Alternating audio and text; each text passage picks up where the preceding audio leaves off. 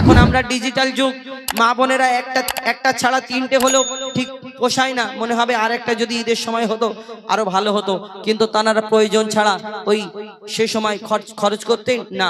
আমরা এখন যত দিন যাচ্ছে আমার মা বোনেরা আবার স্বাধীনতা, এই যে মাদ্রাসা, মহিলাদের মাদ্রাসা, এখানে আমার ছোট ছোট বাচ্চা দেখতে যখন মেয়েগুলো বড় হবে এই মাদ্রাসা এই শিক্ষা প্রতিষ্ঠানে দেওয়া দরকার আছে, তবে বুঝতে পারবে, তবে শিক্ষা হবে। আজকে এই মোবাইলে পড়ে সবকিছু আমাদের বরবাদ হয়ে যাচ্ছে।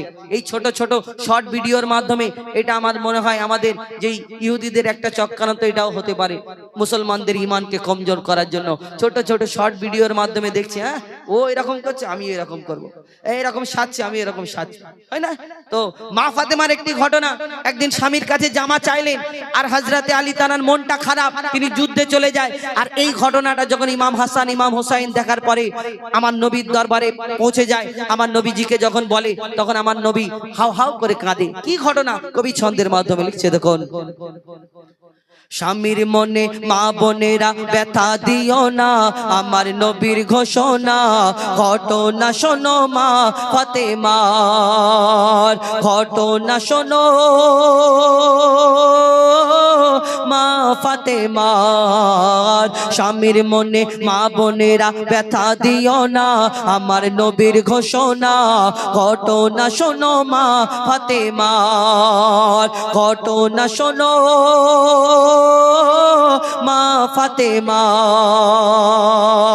কি ঘটনা কবি ছন্দের মাধ্যমে কি তুলে ধরেছেন, অতি মূল্যবান কথাই লিখছে শুনুন।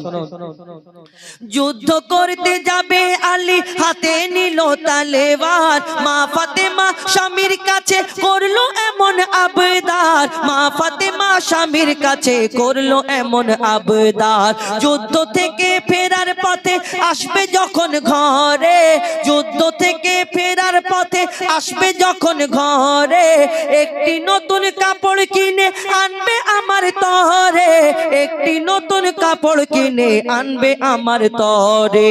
এই কথা শুনে হযরত আলী বড়ই দুঃখ পায়, যদি আমি শহীদ হয়ে যাই কে আনবে বলো কাপড় তোমার, কে আনবে বলো কাপড় তোমার। হযরত আলী মনটা খারাপ এই কারণে, কেন? সেই কাপড়টা যখন একটা জামা চেয়েছে নবী নন্দিনী ফাতেমা, মা ফাতেমা আমরা জানি এই নবীর বেটি, আর হযরত আলী চিন্তা করছে আমি বিয়ের পরে তেমন হয়তো কিছু দিতে পারিনি, আর ফাতেমা আমার কাছে এমন একটা সময় জামা চাইলো, আমি তো যুদ্ধে চলে যাচ্ছি, যদি আল্লাহর রাস্তায় শহীদ হয়ে যায় তাহলে ফাতেমার আশাটা কি পূরণ করা হবে না, এই কারণে মনটা তানার খারাপ। তিনি যখন চলে গেল তারপরে কি ঘটনা হয় কবি ছন্দের মাধ্যমে লিখছে দেখুন। দুঃখ ভরা হৃদয় নিয়ে আলী গেল রনে, দুঃখ ভরা হৃদয় নিয়ে আলী গেল রনে, নানার কাছে ছুটে এলো হাসান হোসেন, নানার কাছে ছুটে এলো হাসান হোসেন। কি বলে? আব্বুর কাছে নতুন কাপড় চেয়েছে আম্মি জান, তাই আব্বুর মনটা খুবই খারাপ ছিল যে সে পেরেশান, আব্বুর মনটা খুবই খারাপ ছিল যে সে পেরেশান। এই কথা শুনে দয়ার নবী কান্না থামে না, কি ভুল করলো ফাতেমা, কি করলে বলো বেটি আমার, কি করলে বলো বেটি আমার। স্বামীর মনে মা বোনেরা ব্যথা দিও না, আমার নবীর ঘোষণা ঘটনা শোনো মা ফাতেমার। আমার নবী শোনার পরে বড় কষ্ট পায়, হা আমার ফাতেমা আমার বেটি, আর এই আমার ফাতেমার জন্য তার স্বামী মনে কষ্ট পেয়েছে, আমার দয়ার নবী কেঁদে ফেলে। এখন ডিজিটাল যুগ, স্বামীদের সঙ্গে কিভাবে কথা বলে আমার মা বোনেরা, এখন দেখবেন মাথা খারাপ হয়ে যাবে শুনলে। আর আগেকার স্বামীরা যদি কাজ থেকে ফিরে আসতো তাকে একটু বাতাস করতো, পানি দিত, জামা কাপড় যা লাগবে সামনে হাজির করে দিত, একটা গামছা দিত।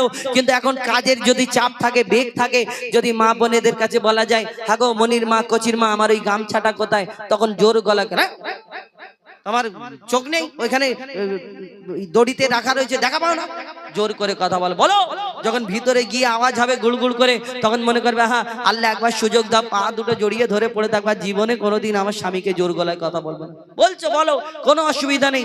এই স্বামীর মনে কষ্ট দিলে কি এই দুনিয়াতে আমার দয়ার নবী আরো কি বলে, মা ফাতেমার ঘরেতে যাই না, আমার দয়ার নবী একদিন দুদিন তিন দিন হয়ে গেল, মা ফাতেমা চিন্তা করে আমার ঘরে সব সময় আসে, কিন্তু আমার আব্বা কেন আমার ঘরে আসে না, ছুটে ছুটে মা ফাতেমা আমার নবীর দরবারে চলে যায়। কি হয় তারপরে কবি ছন্দের মাধ্যমে লিখছে দেখুন, যার মুখ না দেখে ঘুমাতো না দয়ার নবীজি আমার, আর রাতের পরে রাত কেটে যায় মুখ দেখে না ফাতেমার, রাতের পরে রাত কেটে যায় মুখ দেখে না ফাতেমার। মা ফাতেমা ছুটে এলো আব্বা জানের কাছে, তবু বেটির মুখ দেখে না পেছন ফিরে আছে, তবু বেটির মুখ দেখে না পেছন ফিরে আছে। বলছে নবী ও গো বেটি বাড়ি ফিরে যাও, আগে স্বামীর কাছে ক্ষমা চাও, তবে করবে ক্ষমা আল্লাহ আমার। কে বলছে? নবী বলছে মা ফাতেমাকে, তবে করবে ক্ষমা আল্লাহ আমার। স্বামীর মনে মা বোনেরা ব্যথা দিও না, আমার নবীর ঘোষণা ঘটনা শোনো মা ফাতেমা। হযরতে আলী ঘরে ফেরার পরে মা ফাতেমা সব ঘটনা বলে, আমার আব্বা আমার প্রতি কষ্ট পেয়েছে, তোমার মনে কষ্ট দিয়েছি। পা দুটো জোড়ে ফাতেমা ঘরে চলে যাবার পরে দরজাতে বন্ধ করে হাউ হাউ করে কাঁদে, হ্যাঁ আমার স্বামী কখন আসবে অপেক্ষা করে। স্বামী আসার পরে পা দুটোকে ধুইয়ে দিয়ে যা প্রয়োজন মিটিয়ে দেওয়ার পরে পা দুটোকে ধরে হাউ হাউ করে কাঁদে, আমার আব্বা কষ্ট পেয়েছে। তখন হযরতে আলী বলে, আমি তো এই কারণে কষ্ট পাইনি যে তুমি আমার কাছে চেয়েছো, কিন্তু কষ্ট তো আমি এই কারণে পেয়েছি আমি তোমাকে দিতে পারবো না বলে। তাই হযরতে আলী মা ফাতেমাকে নিয়ে আমার নবীর দরবারে পৌঁছে যায়। কি হয় তারপরে, আর আমার নবী সেই দিন কি এই উম্মাতের শিক্ষার জন্য মা ফাতেমাকে কি বলে লিখছে দেখুন, যুদ্ধ হতে হযরত আলী এলো যখন ঘরে, চাইছে ক্ষমা মা ফাতেমা পা দুটোকে ধরে, চাইছে ক্ষমা মা ফাতেমা পা দুটোকে ধরে, ক্ষমা করে দাও আমারে আর করব না এমন ভুল, তোমার মনে ব্যথা দিলে ব্যথা পাবে খোদার রাসূল, তোমার মনে ব্যথা দিলে ব্যথা পাবে খোদার রাসূল। আলী ফাতেমা হাসান হোসেন নবীর কাছে যায়, নবী মোর দেখে শান্তি পায়, এমন ভুল কখনো করো না গো আর, এমন ভুল কখনো করো না গো আর। আমার নবী শেষ কথায় কবির মনের ফারিয়াদ, আমার নবী মা ফাতেমাকে সেদিন কি বলেছিলেন উম্মতের শিক্ষার জন্য শুনে রাখুন মা বোনেরা, মন কান খুলে শুনে রাখুন। লিখছে দেখুন, বলছে নবী আল আরাবী শোনো বেটি ফাতেমা, আলী যদি আজ তোমাকে না করি তো ক্ষমা, আলী যদি আজ তোমাকে না করি তো ক্ষমা, আমি তোমার আব্বা তোমাকে ক্ষমা করতাম না, আমি তোমার আব্বা তোমাকে ক্ষমা করতাম না, স্বামীকে যে দুঃখ দেবে আমি তাকে চিনব না, স্বামীকে যে দুঃখ দেবে আমি তাকে চিনব না। কেমন শিক্ষা দিয়ে গেল নবী দো জাহান, শুনে রাখ মঈদুল ইসলাম ভুল ছিল না মা ফাতেমার। স্বামীর মনে মা বোনেরা ব্যথা দিও না, আমার নবীর ঘোষণা ঘটনা শোনো মা ফাতেমার, ঘটনা শোনো মা ফাতেমার, ঘটনা শোনো মা ফাতেমার।